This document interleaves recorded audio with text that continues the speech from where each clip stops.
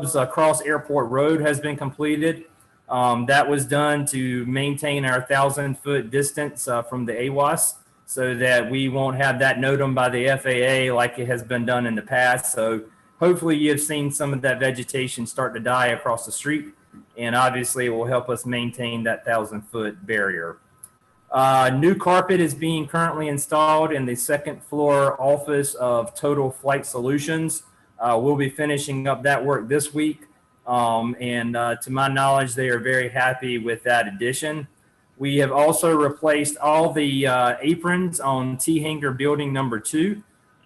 This building had 9 T-Hangers that we replaced. We also replaced the storage unit sidewalks, as well as went back on building number 1 and replaced the sidewalk at Civil, or actually put in a new sidewalk for Civil Air Patrol storage unit there, since they definitely use that all the time.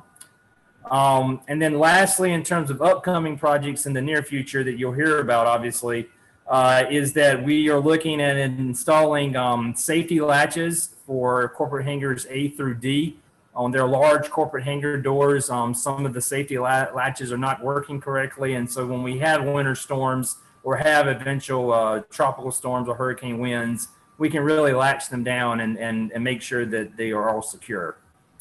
And then the AWAS has currently been serviced by the FAA, is serviced and approved for their annual inspection last month. So we continue to monitor that and clean it as needed to make sure that it is as functional for all the pilots on the airfield. Real estate wide, regarding the tie down spots, we're currently at capacity as we have been over the past 2 or 3 years. We did have a new addition to the field, which was Eric Coombs. And then we have had one tenant over the past week that has left for the winter, Mr. Jim Davenport. Also, in looking at the T-Hanger storage units, we currently have a waiting list of 76 potential tenants, and that continues to grow. That is obviously something that I continue to work on with the state to see how they can help us and assist us with hopefully moving that road, Airport Road, in the future. Right now, it is just not possible for us to continue the T-Hangers going toward the south until the state approves it. That's part of that STI grant that we received back in 2017. And as you know, the state has been going through some budget constraints over the past 2 years. I have heard that some of that money is being freed up a little bit and they're addressing immediate problems, but we will continue to get in front of the people that we need to make sure that it remains on their mind front and center.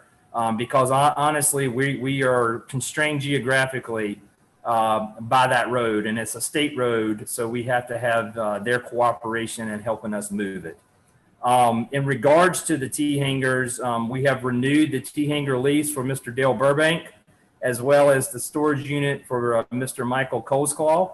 In addition, we have signed a new 3-year storage lease with Civil Air Patrol, as well as the Triangle Skydiving Center.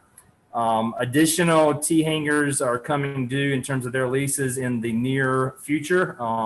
Some now, some next month, and we're working to get those back under a current lease.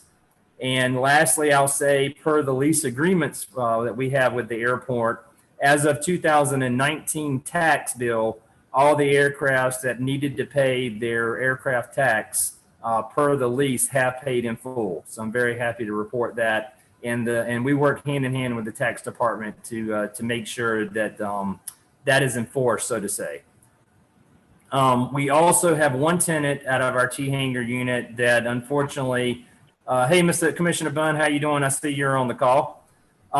We have one T-Hanger unit, Mr. Not Jeff Lewis, Mr. John Lewis has sold his aircraft, and he will be exiting our T-Hangers after a long stint at Triangle North. And I am currently working on getting that T-Hanger filled back up. Obviously, it won't be an issue with the list that we have, but I'll be working at doing that and having it ready to go by December 1. Marketing wise, to kind of flip a little bit, the airport has worked in conjunction, as I've reported in the past, with Total Flight Solutions, as well as Vance Granville Community College. There was 2 different courses that they have put on in the fall. One was the UAV pilot training 16-hour course, as well as the FAA Part 107 exam prep, which is a 25-hour course to help pilots further their career in UAVs. The 3 courses for the 16-hour course had 21 graduates graduate, so we were happy to see those numbers. And the FAA Part 107 exam prep currently has 7 people signed up, and they plan on starting that next week here at Triangle North. We will look at continuing the program in 2021, probably around April, and also repeat the FAA Part 107 exam course as we get more pilots trained, and there's a future demand for that. Civil Air Patrol has also started back. They meet on Monday nights, as you are aware, outside of our terminal. They're adhering to all the safety guidelines that they have per national, but also what we recommend in terms of the county as well as the airport in terms of what they need to do to stay safe from COVID. CAP is also resuming their glider operations and their flight operations as of about a week or 2 ago. So they're starting in smaller numbers to get those pilots trained, the cadets trained, as well as getting recertified in terms of the senior members so that they can keep their certification. So we're working with them as much as we can with Lieutenant Colonel Chris Bailey to make sure that they have what they need so they can continue their program and it can be successful. Also, excuse me, I was alerted, we have, as you know, we have a Facebook and a Twitter page. One of the tweets that I put out was about Civil Air Patrol starting up, a nice picture, and that was picked up by National Civil Air Patrol in their tweet of the week. So I thought that was pretty cool. Excuse me. And then I'll end on the grants. As you know, we have 3 current grants that are ongoing at the airport. The first one is the Master Layout Plan. That is expected to be completed in the first quarter of 2021. I've had some discussions with some council members as well as others about some of the portrayals of the blueprint that we have in our lobby. A lot of people are seeing dirt move with the lights going in. They see the blueprints and they're getting really happy, which makes me happy, obviously.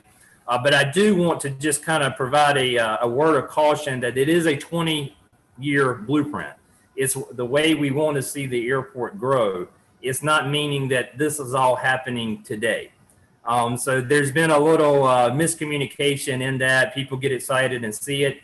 But as we all know that this takes a long time to go about. We have to have the MLP per the FAA and approved so that we can go after future funding to help implement some of the things that you're seeing on the Master Layout Plan. Shifting to the airfield lighting grant, Reifenberg, which is the construction company, they have started that project as of about a month ago in terms of rehabilitating the lights and the signs to LED. As of this past Sunday night, they have started the night closures on the runway, and that will be a daily, even though it's nightly, a daily thing from a daily closure from 8 p.m. at night until 6 a.m. in the morning.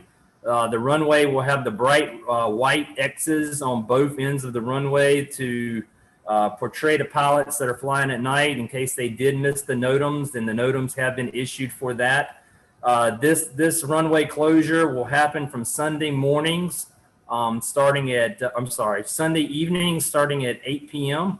and it will go through 6 a.m. on Friday morning. So they'll be closed from 8 p.m. to 6 a.m. Sunday night through Thursday night into Friday morning. And again, that has been NOTAM, and I will continue to alert our community in regards to emails, to Facebook, to Twitter, of those things and how that may change in terms of this whole project going forward, like I do on all of my projects that we have at the airport. I will say this project, just to refresh your memories, is a 180-day project. So we hope that it will be done by April of 21 in terms of having the new lights ready to go for the airfield. So again, excited to see a little movement there in regards to the lighting project. I think that will really help us in terms of our infrastructure. And then lastly, just to touch base on the airfield rehabilitation project, as you know, that is a federal grant that we received to do the design bid. And as many of you probably saw over the past month, we did have survey crews from Witherell Engineering, as well as geotechnical crews doing the borings of the pavement or the asphalt or in the aprons by SNME. And that work has been completed. And we're excited about that. Obviously, the less congestion we can have on our airfield, the better. But obviously, that's going to help take that grant forward, hopefully till next fiscal year, to get the construction money that we will hopefully be awarded by the federal government to get the full rehab of the runway, taxiway, and all the aprons on the airfield.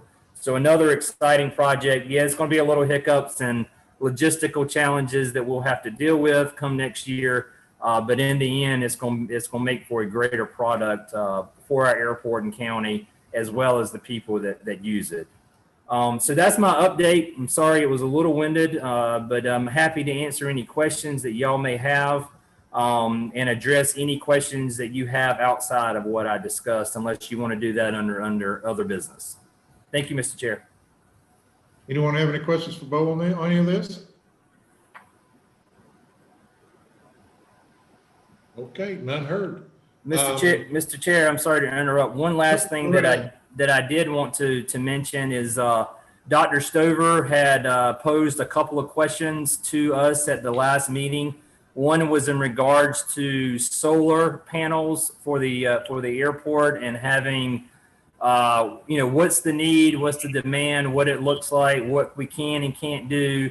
I am currently investigating that with Michael Baker Engineering, our engineering consultants. I will say in the initial look at it, it's going to be very difficult for a large base solar project at the airport and all the things and all the money that you have to put up for in terms of a glare study, in terms of making sure your current buildings have the right weight capacity to handle new solar panels on them.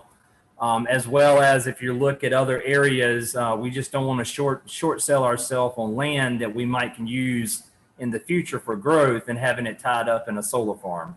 But I'm continuing to work through that, and we'll still bring back information at our next meeting. Also, I'm working with Don Bowman at Wake Electric, one of their head representatives for Wake Electric, and we are going to have a discussion about it on Friday. And I want to get his input as well, since they are our electric provider. Okay. The second item that Dr. Stover brought up was the self-fueling of avgas or jet fuel. Just to reiterate what we discussed in September, obviously we have plans for self-fueling in the master layout plan in terms of how it currently lays out. Right now, our infrastructure does not support it, in talking to my engineers of record. However, we are looking at maybe going that way in the future with this new construction grant that I mentioned earlier. One of the things in there is to extend the apron to the south to allow for more T-hangers, to allow for more tie-downs, because as you know, the FAA, in terms of when you start making any improvements to your airfield, they look at anything that needs to be fixed. And as you know, our taxiway is a little too close to the current runway as it's currently set up. We're grandfathered in, but once we start making changes, they start to make sure that it is, especially if federal money is given toward the project, they want to make sure everything is corrected in that particular area. So when that happens, obviously, we're going to lose one T-hanger across all our lines closer to the taxiway. So obviously that apron expansion in the future will help supplement those that we're losing and can hopefully add on a few more. And the way I'm getting to with this is that we're also looking in that general area to possibly put a self-service fuel station to try to match it up well with the construction grant that we currently have ongoing, hopefully starting next fiscal year. So a lot to come on that. We'll continue to look at it. It may be a logistical challenge in terms of where to put it, where to have it. We got to look to make sure we have all the things and the safety in place to be able to do it. But I just wanted to address the council per his question last time, is that we are looking at it as a possibility. However, I think it's a possibility further down the road than he may want.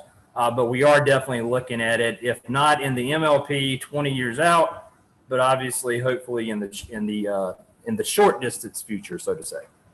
And I'm happy to take any questions on that as well, if anybody has any.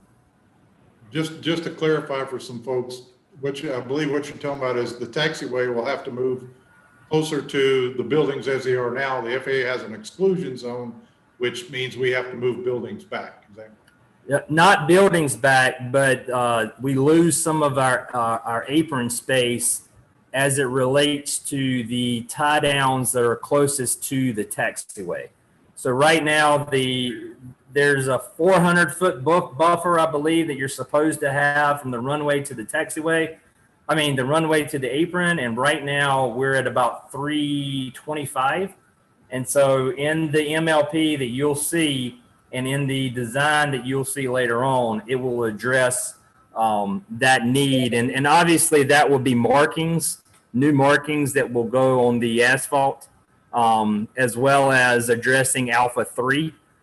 Because as you know, they do not want you to enter and exit off the runway right onto the apron. And so a lot of people have a lot of frustration on that, and I can understand it because obviously it burns more gas.